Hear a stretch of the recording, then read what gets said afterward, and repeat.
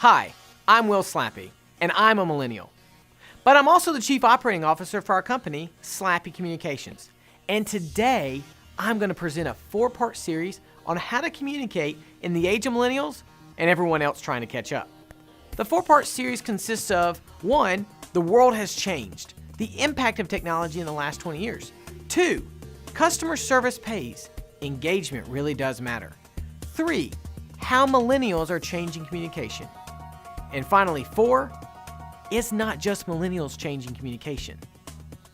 Please make sure you join me for the other parts of this series to hear the main business application and how that if we as business people will use technology to engage with our customers in the way that they want, it will reduce our costs, improve our customer satisfaction, impact our business growth, and most importantly, increase the value of your company. And now for part 3, how millennials are changing communication. So they're here. The millennials are here. It's not a matter of them coming, getting ready. It's you better be ready or you're going to be left behind. A couple of interesting statistics about millennials.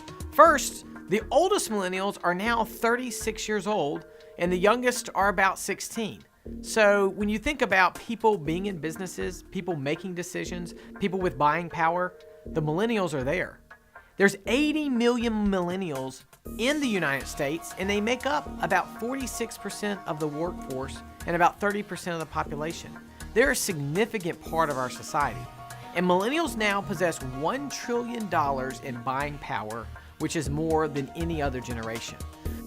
I stand in a unique position. I've been in business for a really long time. Even at the age of 5, my father brought me in to help close deals. But I'm also a millennial. And so I kind of get to see both sides. I get to see the old way of doing things, and I get to see the new way of doing things. And there's a lot right to both. But here's the reality.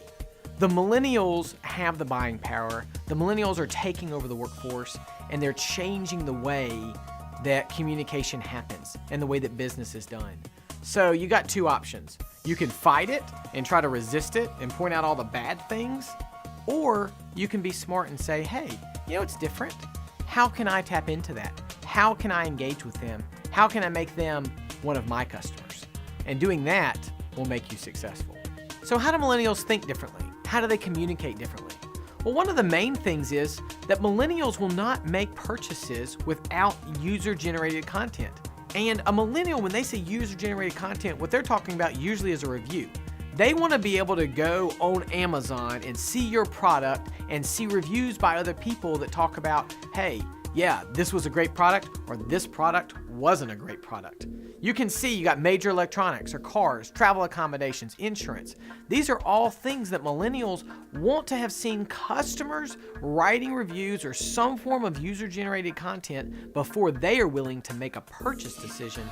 So if you don't have that available for those customers, you won't get their business. Another way that millennials are different is the way that they use text messaging. Now, I've heard plenty of people complain about how millennials use text messaging, but let's look at how they see it. So first, about 50% of them have used their phone for charitable donation. So if you're a nonprofit, that's something to consider. 77% of them have a positive perception of a company that offers text. 77% of them. So yeah, they may be using it. Maybe you don't like the way that they use text messaging, but if you can text with them, they're going to perceive you at a much higher level. But it's not just millennials in that category. In fact, 64% of all consumers have a positive perception of a company that offers text. 55% of millennials prefer to receive a text message over a phone call. I can say that for myself. I'm pretty busy. And when I get that phone call, depending on what it's for, a lot of times it takes 5 minutes to have that conversation.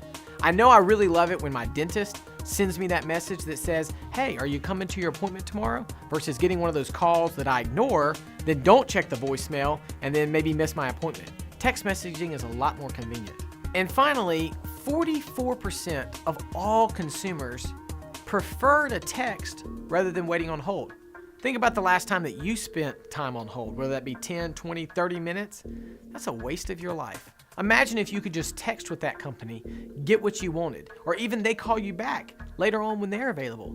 Those are the kinds of things in terms of how you communicate with your customer that makes a big difference to their life and ultimately their perception of you.